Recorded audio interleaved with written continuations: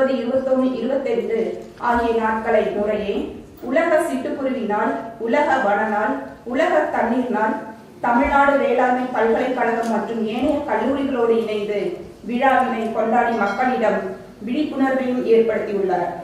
ஆண்டுதோறும் நடைபெறும் வன உயிரின பாதுகாப்பு வார விழாவில் கண்காட்சி வழியாக சுற்றுச்சூழல் விழிப்புணர்வையும் நிகழ்த்தி வருபவர்.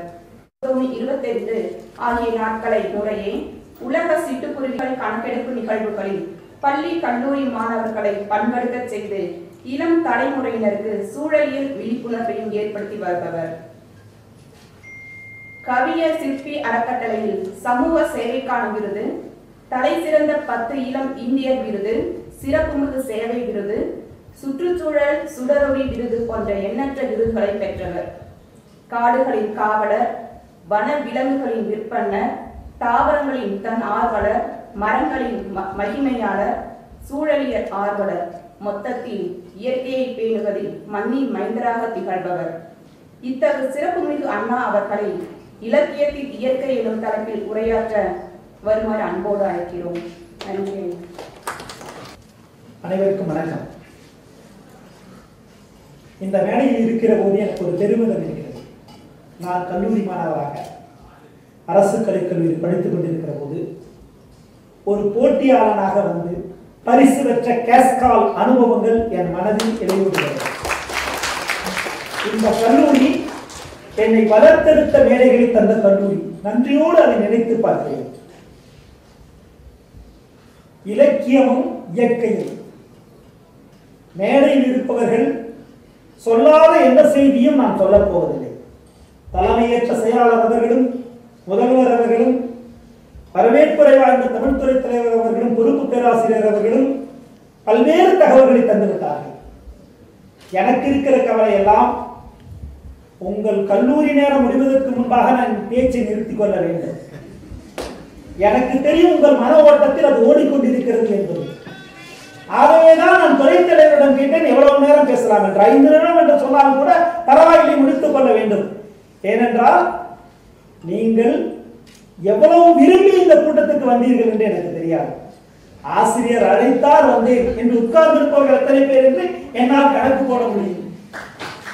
+2 படிக்கும் போதே நான் ஜெர்மன் எடுக்கல, பிரான்ஸ் எடுக்கல, ஏமாந்து தமிழ் எடுத்தேன் என்று நினைத்தவர்கள் எத்தனை பேர் என்று உங்களுக்கு எனக்கு தெரியும். ஆனாலும் கொஞ்ச நேரம் உங்கள் காதுகளை எனக்கு நீங்கள் கடன் கொடுத்துதான் ஆக வேண்டும். ஒரு நாணயமான கடன்காரனாய் விரைவில் திரும்பி கொடுத்து விடுங்கள். நீங்கள் முழு நேரமாக தமிழ் படிப்பவர்கள் இல்லை எனக்கு தெரியும், ஒரு பாடமாக படிப்பவர்கள். ஆனால் இந்த பூசாப்போ நிறுவனத்தின் மீது இந்த தமிழ்நாடே கொண்டாட வேண்டிய ஒரு பெருமை இருக்கிறது. தமிழில் வெளிவந்த முதல் அறிவியல் நூல் இந்த பூசாப்போ நிறுவனத்தால் தான் வெளியிடப்பட்டது. கலெக்டர் நூல் தான் இன்றைக்கு வரைக்கும் தமிழ் அறிவியலை தமிழில் வளர்த்து வருகிறது. இந்த கல்லூரிக்கு நான் கல்லூரியில் படிக்கிற போதுக்கு முன்பாகவே பெருமை உண்டு. இங்கு நடைபெற்ற தமிழ் விழாக்களில் பங்கேற்பதை பெருமையாக நினைத்த தமிழறிஞர்கள் உண்டு, இன்றைக்கும் உண்டு. அப்படி இந்த கல்லூரி தமிழை வளர்க்க வேண்டிய அவசியம் என்ன? இந்த மொழி என்னுடைய தாய்மொழி என்பதற்காக மட்டுமல்ல, இன்றைக்கு உலகத்தில் வாழ்ந்து கொண்டிருக்கும் ஒரே செம்மொழி என்கிற பெருமை இந்த மொழிக்கு உண்டு. இங்கு பல மொழிகள் இருந்தன, ஆனால் வாழ்ந்து கொண்டிருக்கிற மொழியாக என் மொழி இருக்கிறது. இலக்கியம், நான் அறிவியல் படிக்க வந்தேன், நான் கலை படிக்க வந்தேன், ஆர்ட்ஸ் படிக்க வந்தேன், சயின்ஸ் படிக்க வந்தேன். இலக்கியம் படித்தா எனக்கு என்ன வரும்? கேள்வி எழலாம். நீங்கள் படிக்கிற படிப்பு உங்களுக்கு வேலை கொடுக்கும், நீங்கள் படிக்கிற படிப்பு உங்களுக்கு சம்பளம் கொடுக்கும். அதற்காகத்தான் இந்த கல்லூரியை தேடி வந்திருக்கிறீர்கள். இது இந்தியாவின் முதன்மையான கல்லூரிகளில் ஒன்று. மாதம் சம்பளம் வாங்கிட்டு மாசக்கணக்கு லிஸ்ட் போட்டுட்டு அதை செலவு பண்றது பிழைப்பு. மகிழ்ச்சியோடு இருப்பதுதான் வாழ்க்கை. அந்த மகிழ்ச்சியை இலக்கியங்கள் கொடுக்கும். எப்படி? இலக்கியம் வெறும் விளையாட்டு அல்ல. இலக்கியமே எனக்கு பிடிக்காது என்று சொல்பவர்கள் யாராவது இந்த அவையில் உங்களுக்கு பிடித்த பாட்டு எங்காவது கேட்டுக்கொண்டு இருக்கிற போது உங்களை அறியாமலே உங்கள் கால் ஆடும். மனசுக்குள்ளார ஒரு வாழ்க்கையை இலக்கியங்கள் தான் பதிவு செய்து வைக்கும். இலக்கியத்தில் மூளையில நீங்க படிக்கிற அறிவியல் உங்க மூளையில உட்காரும், நீங்க படிக்கிற படிப்பு உங்க மூளையில உட்காரும். ஒரு வேளை செமஸ்டர் எக்ஸாம் முடிஞ்சு போனோம்னா அதுல பலது மறந்து போகும். ஆனா இலக்கியம் மனசுக்குள்ள வரும். இந்த இலக்கியத்துல இந்த மேடையில் நான் பெருமையோடு என் மொழியை ஏன் சொன்னேன்னா, ஐயா சொன்னார், உலகத்தில் தேடி தேடி பார்த்தாலும் எங்குமே காண முடியாது. 2000 வருஷத்துக்கு முன்னாடி இந்த உலகத்தில் உள்ள எல்லாருமே என்னுடைய சொந்தக்காரங்க, இந்த உலகமே என்னுடையதுன்னு சொன்ன ஒரே வரலாறு நமக்கு உடையது. யாரும் ஊரே யாவரும் கேள்வி, யாருமே சொல்லலாம். 2000 வருஷத்துக்கு முன்னாடி சொன்னாங்க. இதை விட உயர்வானது இந்த மொழிக்கு எதுவுமே கிடையாது. ஆனா இந்த இலக்கியத்தை கொஞ்சம் நுட்பமா போனீங்க, கவிதை எல்லாருக்கும் கவிதை பிடிக்கும். ஆனா கவிதை நுட்பமா போனோம்னா அது எவ்வளவு உணர்வுகளை தரும்னு பாருங்க. கவிதை விடுதலை போல இருக்கு. நான் ஒரு கவிதை சொல்றேன் உங்களுக்கு.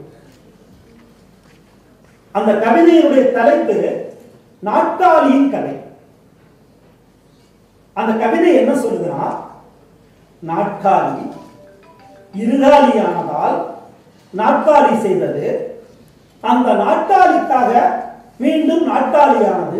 இதுதான் நாட்காலியின் கதை. புரிஞ்சுதா? நாட்காலி இருகாலியானதால் நாட்காலி செய்தது, அந்த நாட்காலிக்காக மீண்டும் நாட்காலியானது. நாட்காலி அறிவியல் படி பரிணாம வளர்ச்சிப்படி விலங்குகளாக இருந்தவர்கள் நாம் 4 கால்ல இருந்தோம். நாட்காலி இருகாலியானதால் மனிதர்களானோம், விலங்கில் இருந்து மனிதனானோம். நாட்காலி இருகாலியானதால் நாட்காலி செய்தது பதவிங்கிற நாட்காலி. நாட்காலி இருகாலியானதால் நாட்காலி செய்தது, அந்த நாட்காலிக்காக மீண்டும் நாட்காலியானது. அந்த பதவிக்காக மறுபடியும் மிருகம் ஆயிட்டோம். ஒரு விடுதலை போல சொல்வது இலக்கியத்திற்கு மட்டுமே சாத்தியம். இது அப்துல் ரஹ்மான் அவர்கள் எழுதிய ஒரு கவிதை. டாக்டர் நம்மாழ்வார் இன்றைக்கு தமிழகம் போல்கிற ஒரு பேரறிஞர், நம்முடைய அடுத்த தலைமுறைக்காக இந்த மண்ணை காப்பாற்றுவதற்காக வாழ்கிறார். அவர் ஒரு கிராமத்துக்கு போறாரு. அவர் வேளாண்மையில் பட்டம் பெற்றவர், அக்ரிகல்ச்சர் அவர் டிப்ளமா டிகிரி வாங்கினவர். ஒரு கிராமத்துக்கு போறாரு, நம்முடைய மண்ணை காப்பாற்றணும், இயற்கையை காப்பாற்றணும் சொல்வதற்காக. ஒரு அம்மா, படிக்காத அம்மா, அதெல்லாம் காப்பாற்றலாம் ஐயா, நான் ஒரு பழமொழி சொல்றேன், நீங்க விடை சொல்லுங்க. என்ன பழமொழி சொல்லுமா? அந்த அம்மா சொன்னிச்சு, பேரறிஞர் நம்மாழ்வார்ட்ட, பூ முதல் தலைமொழி காயாகி பூவாவது எது? காயாகி பூவாவது எது? பழமாகி காயாவது எது? பூதான் காயாகும், காய் தான் பழமாகும். ஆனா காயாகி பூவாவது எது? பூவாகி பழமாவது, பழமாகி காயாவது எது? சொல்ல முடியுமா? அப்படிதான் ஆகுமா? பூல இருந்து காய் வரும், காயில இருந்து பழம் வரும். ஆனா காயில இருந்து பூ வருது, காயில இருந்து பழத்துல இருந்து காய் வருது. எது வரும்? அந்த அம்மா சொல்லிச்சு, இவர் முடிக்கல. அந்த அம்மா சொல்லிச்சு, ஐயா வீட்டுல நீங்க சட்னியே சாப்பிட்டது இல்லையா? சாப்பிடுவோம். தேங்காய் திருவுறீங்கல்ல, தேங்காய் திருவுனா அது பேர் பூ, தேங்காய் பூ. காயாகி பூவாகிடுச்சு. தேங்காய் பூ, தேங்காய் திருவுனா அது பேர் தேங்காய் பூ. காயாகி பூவாயிடுச்சு. எலுமிச்சம்பழம் பார்த்துக்கீங்களா? எலுமிச்சம் பழம் அடுத்து உப்பு கட்ட போட்டீங்கன்னா அது 100 காய், பழமாகி காய் ஆயிடுச்சு. இதை ஒரு வெளிநாட்டை நம்மாழ்வார் சொல்லியிருக்கிறார்.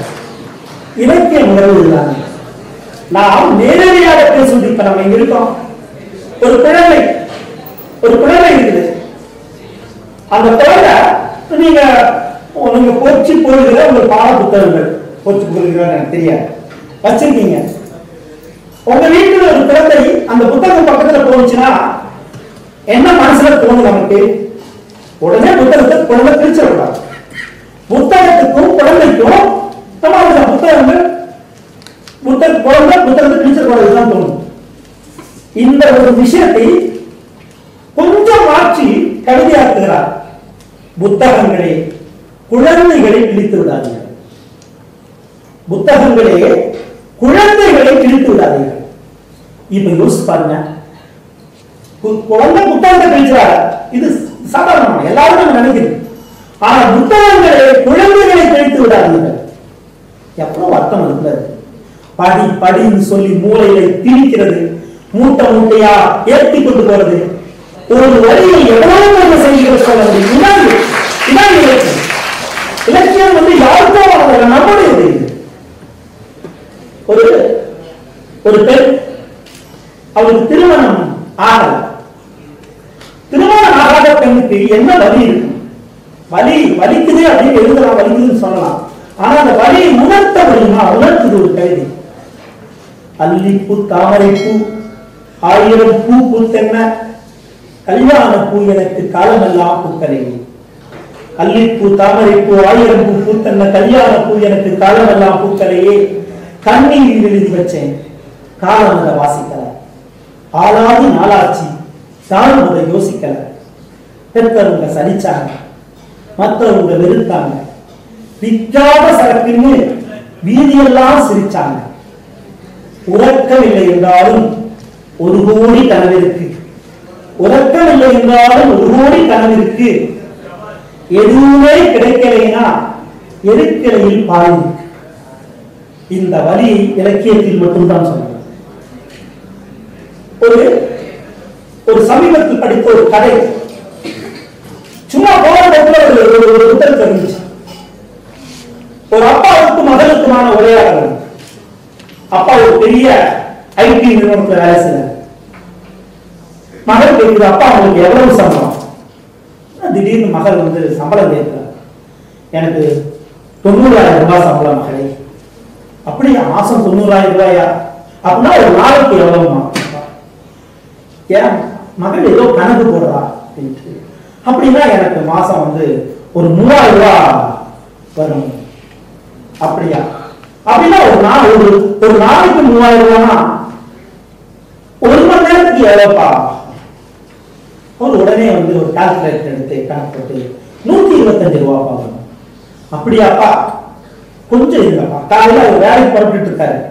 அந்த நேரத்துல வந்து மதிச்சு கேட்குது, கொஞ்சம் இல்லப்பா. உள்ளுக்குள்ள உங்களுக்கு பழம் ஓடி போயிட்டு அது ஒரு சின்ன பை எடுத்து அந்த பையில இருந்து கொஞ்சம் காசு எடுத்து எண்ணி 265 ரூபாய் காசு கொடுத்து, அப்பா 265 ரூபாய் காசு இது இருக்கு, இது நீ எனக்கு கொடுத்த காசு தான், நான் சேர்த்து வச்சிருக்கேன். எதுக்கு கொடுக்குறேன்னா, நாளைக்கு என் பிறந்த நாள் வருது, வழக்கம் போல லேட்டா வந்துடாத, 3 மணி நேரத்துக்கு நான் சம்பளம் கொடுக்குறேன், நீங்க அந்த 3 மணி நேரத்துக்காவது நீ வந்து வேலைக்கு போய் குழந்தைகளுக்கு பிறந்த நாளுக்கு கூட இல்லாமல் வேலைக்கு போகிறார்கள் என்று ஒரு ஒற்றை வரின்னு சொன்னால் இந்த வழி புரியாது. இலக்கியம் தான் இது புரியும். இலக்கியங்களுக்கு அந்த வல்லமை. இலக்கியங்கள் வரலாற்றையெல்லாம் தான் பதிவு செய்வதற்கிற செனகல் ஒரு நாடு, செல்போடு ஒரு கவிஞர், பின்னால் ஒரு மன்னனா, சென்று வரையில அவன் நாடு எப்படி அடிமையானது ஒரு கவிதை சொல்லலாம். எங்கள் நாட்டிற்கு பாதிரிமார்கள் வந்தார்கள், எங்கள் நாட்டிற்கு பாதிரிமார்கள் வந்தார்கள். அப்போது எங்களிடம் எங்கள் நாடு இருந்தது, அவர்கள் கையில் பைபிள் இருந்தது. எங்களிடம் கொடுத்து படிக்க சொன்னார்கள், வாசிப்போம். வாசித்து முடித்த பிறகு எங்கள் கைகளில் பைபிள் இருந்தது, அவர்களிடம் எங்கள் நாடு இருந்தது. இந்த கவிதை அந்த நாட்டின் பிறகு அந்த நாட்டின் விடுதலை வீரனாக அவரை மாற்றி விடுதலை செய்யவில்லை. பாரதி நீங்க நம்முடைய கருத்து செய்திருக்கிறார்கள். இந்த வல்லமையுடையதான் இலக்கியம். அது கவிதையாகட்டும், கதையாகட்டும், புதினங்களாகட்டும் வாசிக்கப்பட வேண்டும். சொன்னால் எழுதப்பட வேண்டும். எழுதுவதற்கு முன்பாக வாசிக்கப்பட வேண்டும். வாழ்க்கையினுடைய அர்த்தங்களை வாழ்நாளின் இறுதி வரைக்கும் உங்களால் உணர முடியும் என்றால் இலக்கியங்களை வாசிப்பதால் மட்டும்தான் முடியும். திரைப்படங்கள் இலக்கியம் தான், விரும்பி விரும்பி பார்க்கிறோம். ஆனா திரைப்படங்களுக்கும் நாம் வாசிக்கிற இலக்கியங்களுக்குமான வேறுபாடு என்னன்னா, திரைப்படங்கள் ஒருவர் நடிக்க நான் பார்த்து கொண்டு மட்டும்தான் இருக்கும். ஆனால் வாசிக்கிற இலக்கியங்களில் ஒரு நேரத்தில் நாமும் பங்கேற்பாளராக நாமும் எழுத ஆரம்பிக்கும். இந்த உணர்வை வந்து நீங்க என்ன படிச்சு என்ன வேலைக்கு போனாலும் செய்ய முடியும். தமிழ்நாட்டின் மிக சிறந்த கடையாசிரியர்கள் சுஜாதா ஒரு பெரிய அறிவியல் நிறுவனத்தில் வேலை செஞ்சது. இந்த பின்புறத்தோடு இந்த இலக்கியத்தில் நீங்க இலக்கியத்தில் நீங்க ஒரு அம்மா இந்த கல்வி ஒரு நாடோடி கவிதை அந்த அம்மா சொல்றாங்க. அந்த அம்மாவுடைய வரி என்னன்னா, அந்த அம்மா பிரச்சனை எல்லாம் முதல் பாட்டு தாலாட்டு பாட்டாகும். அந்த தாலாட்டு பாட்டு நம்ம முதல் தலைவரே தாலாட்டு கேட்காம வளர்ந்த முதல் தலைவரே நீங்க தான். இத்தனையாயிரம் ஆண்டுகளாக எல்லா குழந்தைகளும் தாலாட்டோடு தான் வளர்ந்தது. முதல் தலைவரே நீங்க. ஆனா அந்த தாலாட்டு எவ்வளவு பெரிய